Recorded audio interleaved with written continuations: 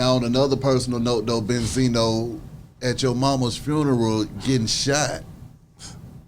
Man, again, something else I didn't see coming. Yeah. You know, but, you know, I'm my father and mother's only son, but I grew up with my two sisters that my mother had between another man. Yeah. I didn't know too much about this man.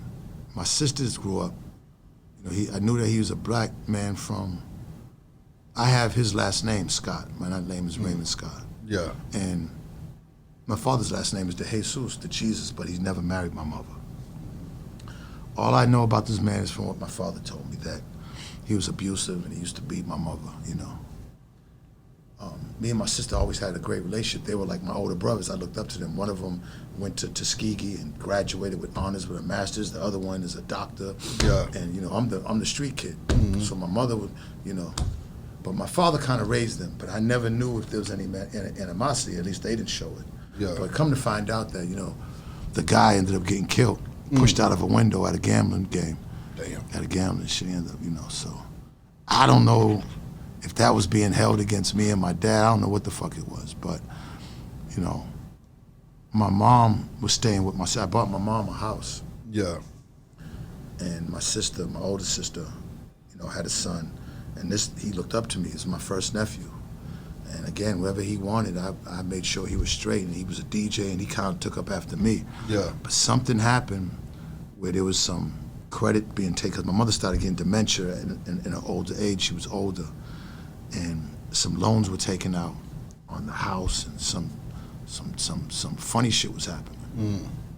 And I think, you know, at that point, you know, I'm doing Love and Hip Hop, actually shooting while this is going on. But you know, I found out that my nephew had done some, you know, some weird shit, and you know, I was upset about it, but I still didn't, you know, approach him on it. He knew I knew about it. Yeah. My father had told me what happened, and he knew how I got down. So I'm thinking that he probably thought that I was gonna make a move on him. And he made the move first. But Yeah. I didn't see it coming, you know. I had decided to see my mother because, again, this is, my sister and everything really have, they have word over me over it. There's a word, but they have custody, you know. Yeah. Oh, attorney. Yeah. Because at that point, her mind had been gone. The last time I seen her was when I drove up on the house. She was sitting in the front yard, and you know, I wasn't coming around. I tried to see her away from my sister and them because I didn't want to go around them. Yeah. Whatever y'all did was fucked up, and I can't believe y'all are doing it. You know, my mother was like my best friend. You know what I'm saying? So I just seen her sitting, and I went. And, she's sitting on the front yard, man, and you know, she didn't. At that moment she couldn't remember anything. Yeah. So she was just sitting by herself, man, and so it was like, this is the first time I'm talking about this, but it was like, she said, Raymond, is that you? You know what I'm saying? Yeah. And she started smiling. And then she hugged me, you know what I'm saying? And I didn't want to start crying, but I started crying, man, because I didn't want her to think that anything was wrong. And she's like, Raymond, she just kept saying, she said, oh, Raymond, Raymond. She wasn't talking about too much, but she, you know, so I didn't want Maureen and them to come down and see me with her because, you know, that would fuck up the moment. Yeah. Because I know how my anger is. And as long as I kept myself away from them, then I felt like I couldn't do nothing. Yeah. I couldn't, you know, bring a situation. Because what happened, happened. Yeah. And I know what money does to people. Mind you, I'm giving them thousands of dollars from what I'm doing from the source. I was sharing it. Of course I'm doing it for them. Yeah. I looked up to them. So I hugged her and I left. And then a couple of months later, they told me she died in her sleep. And there was just so many things, man. And so I decided I wanted to see her at the wake alone an hour earlier with nobody. I didn't want to. And I did a closed casket because I don't think I could have took seeing her like that. Yeah. I asked them to close the casket. Yeah. And, you know, because I seen so many dead bodies, and sometimes they look good, sometimes they don't. I didn't even want to do that wake shit no more. When you see people like that, it was very hard for me, you know. So, the next day, I was at the hotel, and Stevie had popped up. Yeah. It was like, yo, I'm out in, it was Cape Cod, an hour away. I'm out here in Cape Cod, man. I wasn't even gonna go to the funeral. You know, because I didn't want, you know what I'm saying? I'd made my peace with her at the wake. And then he's like, yo, you gotta come get me. Yeah. Because he didn't know where he was at, so I said, I'm gonna come get you. And when I left, I noticed the funeral procession. And then that's when everything got happened. You know, when the shit happened, you know, again, it was major, because it was on a major highway, Route 3, that goes straight to the Cape. There are hundreds of thousands of cars daily passing that, you know, it's broad daylight. Yeah. So, just remember, there was a man with a gun, you know. I went to the grand jury, I don't know who shot me. Yeah. You know, but by that time, the whole news and everything, but I still don't, you know. Yeah. I don't know who shot me. Yeah. Because I don't get down like that. Exactly. Period. All right.